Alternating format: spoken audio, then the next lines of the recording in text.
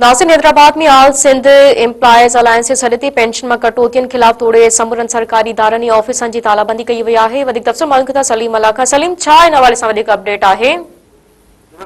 Sindh employees alliance जेको आहे उन तरफ़ां पेंशननि मां कटौती ख़िलाफ़ तोड़े ॿियनि मुतालबनि जे हल जे लाइ जेको एलानियल इन जो हुयो न त जेको आहे समूरनि सरकारी इदारनि जी तालाबंदी कई वई आहे। हड़ताल सबबि हैदराबाद में कमिश्नर ऑफिस, DC ऑफिस, मुख्तियार कार, AC सब रजिस्ट्रार समेत समूरियूं जेके ऑफिसूं आहिनि बंदि आहिनि। स्कूलनि ऐं कॉलेजनि समेत समूरे जेके तालीमी इदारा आहिनि उन्हनि खे पिणु ताला हया विया आहिनि।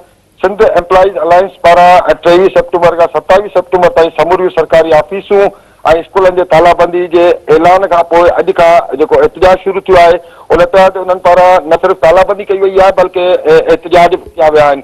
जॾहिं त सुभाणे 24 सितंबर ते थींदड़ जेके लोकल गवर्नमेंट जूं ज़मीनी इलेक्शन आहिनि उन्हनि जे बाइकाट जो ऐलान कयो वियो आहे। सिंध एम्प्लॉयज़ अलायंस जे मरकज़ी जेको चेयरमैन आहे हाजी अशरफ ख़ासकली जेके मरकज़ी अॻवान आहिनि सरदार अली शाह, अशरफ खान बोज़ई ऐं ॿियनि जो चवणु आहे त ही जेको आहे मुलाज़िमनि जे पघारनि ऐं पेंशननि मां कटौतियुनि तोड़े ॿियनि बुनियादी मसइलनि जे हक़नि ऐं मुतालबनि जे लाइ एहतजाज कयो पियो वञे। अॻवाननि जो चवणु आहे त मुलाज़िमनि जे पेंशन मां कटौती संदन मुआशी क़तलेआम आहे। 60 सालनि खां पोइ मुलाज़िमनि जो आख़िरी सहारो जेको माहवार पेंशन ते हूंदो आहे। हिकु सरकारी जेको MP, MNA, सेनेटरनि जूं जेके पघारूं आहिनि उहे त वधायूं वञनि थियूं पर जेके सरकारी मुलाज़िम आहिनि उन्हनि जे पेंशन में कटौती कई पई वञे। हिननि जो चवणु आहे त जेकॾहिं इन एहतजाज खां पोइ बि हिननि जा मुतालबा तस्लीम न कया विया त एहतजाज अञा वधीक सख़्तु कयो वेंदो। जी, अपडेट ॾियण जे लाइ सलीम अवान जी महिरबानी।